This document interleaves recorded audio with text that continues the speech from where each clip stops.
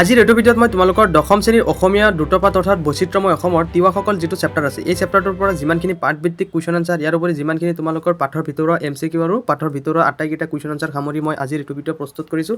আজিৰ এইটো ভিডিঅ' তুমি যদি ভালদৰে চোৱা আজিৰ তোমালোকৰ এই চেপ্টাৰটো সম্পূৰ্ণ ক্লিয়াৰ হৈ যাব। ভিডিঅ'টো তোমালোকে প্ৰথমৰ পৰা শেষলৈ চাবা আৰু কুৱেশ্যন আনচাৰখিনি তোমালোকে এতিয়াই বহীত লিখি ল'বা আৰু তোমালোকে আমাৰ এই সেৱা পাঠশালা ইউটিউব চেনেলটো ছাবস্ক্ৰাইব কৰি ল'বা কাৰণ তোমালোকক ফ্ৰী অফ কষ্টত মই আটাইকেইটা ছাবজেক্ট তোমালোকক কভাৰ কৰি দিম। তো চোৱা প্ৰথমে আমি যিখিনি তোমালোকৰ কিতাপৰ প্ৰশ্নাৱলী আছে সেই প্ৰশ্নাৱলীখিনি ভালদৰে চাই লোৱা আৰু তোমালোকে লিখি লোৱা। মই তোমালোকৰ কাৰণে একেবাৰে ইজি পইণ্টত লিখি আনিছোঁ যে তোমালোকে এবাৰ ৰিডিং মাৰিলে যাতে প্ৰশ্নখিনি তোমালোকৰ মনত থাকে। প্ৰথম কুৱেশ্যন কি দিছে যে ভাষিক দিশৰ পৰা তিৱাসকল কোনটো থালৰ লোক? ইয়াৰ এনচাৰ কি হ'ব? চোৱা ইয়াৰ এনচাৰ হ'ব যে ভাষিক দিশৰ পৰা তিৱাসকল বড়ো থালৰ লোক। তাৰপিছত নেক্সট 2 নম্বৰ চোৱা তিৱাসকলে তেওঁলোকৰ উৎসৱ পাৰ্বণৰ ব্যৱহাৰ কৰা বিভিন্ন বাদ্যযন্ত্ৰবোৰ কি কি?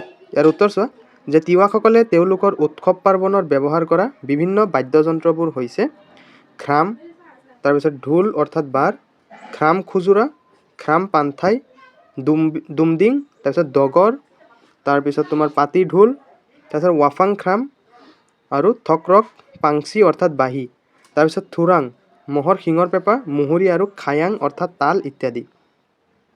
তাৰপিছত 3 নম্বৰ কুৱেশ্যন চোৱা তিৱা সমাজত জেলা বুলি কাক কোৱা হয়? ইয়াৰ উত্তৰ চোৱা যে তিৱা সমাজত খেলৰ প্ৰশাসনিক আৰু সামাজিক মুৰব্বীজনক ভৈয়ামত জেলা বুলি কোৱা হয়।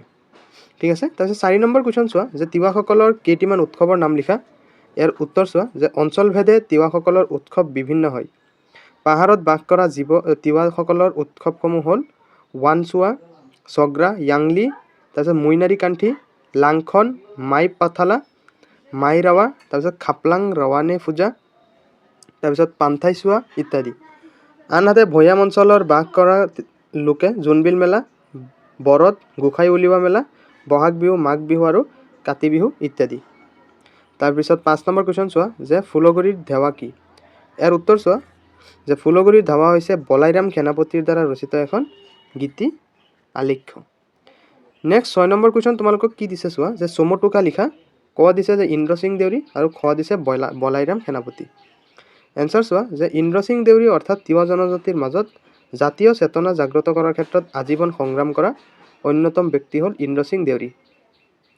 তেওঁৰ জন্ম হৈছিল পশ্চিম কাৰ্বি আংলং জিলাৰ ভিতৰুৱা অঞ্চলৰ ৰংখৈপাৰ গাঁৱত 1932 চনত। তাৰপিছত চোৱা যে মালচিং পুমা আৰু মামা আমচিৰ তেওঁ আছিল তৃতীয় পুত্ৰ। 1949 চনত ভাৰতীয় বিপ্লৱিক কমিউনিষ্ট পাৰ্টিৰ সংস্পৰ্শলৈ আহি পিছলৈ পাৰ্টিত যোগদান কৰি সক্ৰিয়ভাৱে কাম কৰিছিল। এই পাৰ্টি সংস্পৰ্শলৈ আহিয়ে তেওঁ অনুভৱ কৰিছিল তিৱাসকলৰ সামাজিক, ৰাজনৈতিক, অৰ্থনৈতিক আৰু শৈক্ষিক দিশৰ দুৰৱস্থাৰ কথা। তিৱা সমাজৰ পৰা অন্ধবিশ্বাস আঁতৰাই শিক্ষাৰ পোহৰ বিলোৱাৰ লগতে তিৱা সমাজক আধুনিক সমাজৰ লগত পৰিচয় কৰাই 1960 চনত ধাৰাখুঞ্জি গাঁৱত তিৱাচা মিছন নামেৰে এক সামাজিক অনুষ্ঠানৰ জন্ম দিয়ে। এই অনুষ্ঠানৰ জৰিয়তে তিৱা সমাজৰ কুটিৰ শিল্প আগবঢ়াই নিয়ে আৰু 1967 চনত লালুং দৰবাৰ নামে আন এটা সংগঠন ইন্দ্ৰ সিঙৰ নেতৃত্বত কি কৰে? জন্ম দিয়ে।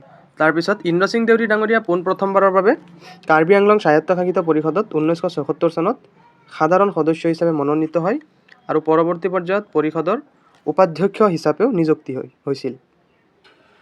1981 চনত আমৰি সমষ্টিৰ পৰা সাধাৰণ নিৰ্বাচনত মনোনীত হয়। তেখেতে তিৱা সাহিত্য সংস্কৃতিৰ ভঁৰালকো কি কৰিছিল? চহকী কৰি থৈ গৈছে। তেওঁৰ বহু তিৱা কবিতা, গীত, বিভিন্ন আলোচনী আদি প্ৰকাশ পাইছে। তিৱাসকলৰ জাতীয় সংগীত তিৱা তচিমা তেওঁৱে কি কৰিছিল? সুৰ দিছিল। তেওঁ একাধাৰে সংগঠক, সমাজ সচেতক, সমাজ সংস্কাৰক, লেখক, গীতিকাৰ, সুৰকাৰ আৰু বিচক্ষণ ৰাজনীতিক আছিল। তেওঁক পাহাৰৰ তিৱাসকলে ফা পৰৈ অৰ্থাৎ জাতিৰ পিতা বুলি সম্বোধন কৰিছিল। তেখেতৰ মৃত্যু হৈছিল 1994 চনৰ 20 আগষ্ট তাৰিখে। ঠিক আছে। তাৰপিছত নেক্সট তোমালোকক দিছে খ নম্বৰ যে বলাইৰাম সেনাপতি। মোষ্ট ইম্পৰ্টেণ্ট তোমালোকে এইটো তেখেতৰ বিষয়ে শিক্ষিত হোৱা। চোৱা যে অসমৰ সাহিত্য সংস্কৃতি জগতৰ এগৰাকী সুপ্ৰতিষ্ঠিত লেখক, সংস্কৃতিৰ সাধক বলাইৰাম সেনাপতিৰ জন্ম হয় 1931 চনৰ 3 মাৰ্চত। নগাঁও জিলাৰ বুৰঞ্জী প্ৰসিদ্ধ বাৰপূজীয়া গাঁৱত তেখেতৰ জন্ম হৈছিল আৰু তেখেতৰ পিতৃৰ নাম আছিল কি? বগাৰাম সেনাপতি আৰু মাতৃৰ নাম আছিল পদ্মেশ্বৰী বৰদলৈ। হাইস্কুল শিক্ষাও সমাপ্ত নকৰা সেনাপতিয়ে 1953 চনৰ পৰা 10 বছৰ কাল মাধ্যমিক স্কুলৰ শিক্ষকতা কৰিছিল আৰু তেখেত অসমীয়া সাহিত্য সংস্কৃতিৰ এগৰাকী সুপ্ৰতিষ্ঠিত লেখক আছিল। তেখেতে ৰামধেনুত মিকিৰ পাহাৰত কি ঘটিছে প্ৰবন্ধটো প্ৰকাশ কৰাত চাকৰি শেষ হৈছিল। তাৰপিছত 1954 চনত মুকুল নামৰ এখন গীতৰ পুথি ৰচনা কৰি প্ৰকাশ কৰে আৰু ৰামধেনুত লিখা তিৱাসকলৰ ৰাতি সেৱা প্ৰবন্ধৰ জৰিয়তে সমাজৰ দৃষ্টি আকৰ্ষণ কৰিবলৈ তেওঁ কি হৈছিল সক্ষম হৈছিল 2000 চনত তিৱা মাতনলাই তখৰা অৰ্থাৎ তিৱা সাহিত্য সভাৰ আসনো তেওঁ অলংকৃত কৰিছিল আৰু সাহিত্যিক হিচাপে তেওঁৰ উজ্জ্বল কি আছে নিদৰ্শন আছে অতীতৰ সন্ধানত তেখেতৰ মৃত্যু হৈছিল কিমান চনত 2014 চনৰ 11 মেত তেখেতৰ মৃত্যু হৈছিল এতিয়া তোমালোকে এই চেপ্টাৰটোৰ পৰা এমসিকিউ কেইটামান চাই লোৱা আৰু এইকেইটা এমসিকিউ তোমালোকৰ এইকেইটা এমসিকিউৰ বাহিৰে আৰু এমসিকিউ নাহে কাৰণ আটাইকেইটা এমসিকিউ তোমালোকৰ পাঠৰ পৰা সন্নিৱিষ্ট কৰি দিয়া হৈছে কাৰণ তোমালোকে জানাই বৈচিত্ৰ্যময় অসমতো আজিকালি শৰ্ট কুৱেশ্যন বা এনেকুৱা ধৰণৰ ভিতৰুৱা কুৱেশ্যনবিলাক আহি আছে হয়নে নহয় গতিকে আমি চাৰিওফালৰ পৰা নিজকে প্ৰিপেয়াৰ কৰিব লাগিব চোৱা কি দিছে প্ৰথম যে ভাষিক দিশৰ পৰা তিৱাসকল কোনটো থালৰ লোক এৰ আনসাৰ হ'ব ক যে ভাষিক দিশৰ পৰা তিৱাসকল বড়ো থালৰ লোক 2 নম্বৰ চোৱা তিৱা সমাজত খেলৰ প্ৰশাসনিক আৰু সামাজিক মুৰব্বীজনক কি বুলি কোৱা হয় এৰ উত্তৰ হ'ব যে খ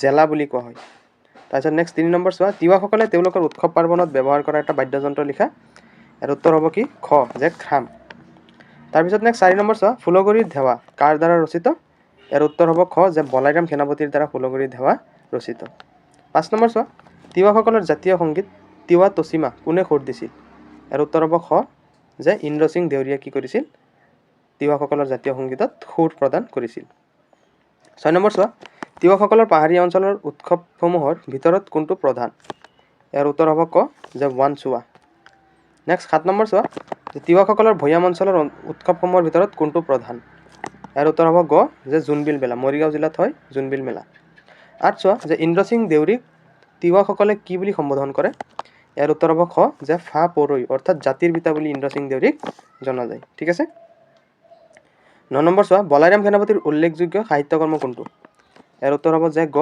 বলাইৰাম সেনাপতিৰ উল্লেখযোগ্য সাহিত্যকৰ্ম হ'ল ৰাতি সেৱা 10 নম্বৰ চোৱা তিৱাসকলৰ বাদ্যযন্ত্ৰ ৱাফাং খাম কি এৰ উত্তৰ হ'ব যে এবিধ ঢোল তিৱাসকলৰ বাদ্যযন্ত্ৰ ৱাফাং খাম হ'ল এবিধ ঢোল ঠিক আছে এইখিনি পঢ়িলে তোমালোকৰ এমসিকিউ হৈ যাব তো তোমালোক আমাৰ এই সেৱা পাঠশালা ইউটিউব চেনেলটো সাবস্ক্ৰাইব কৰি ল'বা কাৰণ তোমালোকৰ ফ্ৰী অফ কষ্টত মই আটাইকেইটা সাবজেক্ট তোমালোকৰ কাৰণে গাইড কৰি দিম আৰু মোষ্ট ইম্পৰ্টেণ্ট তোমালোকে আমাৰ হোৱাটছআপ চেনেলত জইন হৈ ল'বা হোৱাটছআপ চেনেলৰ লিংক তোমালোকে ভিডিঅ' ডেছক্ৰিপশ্যন বা পিন কমেণ্টত পাই যাবা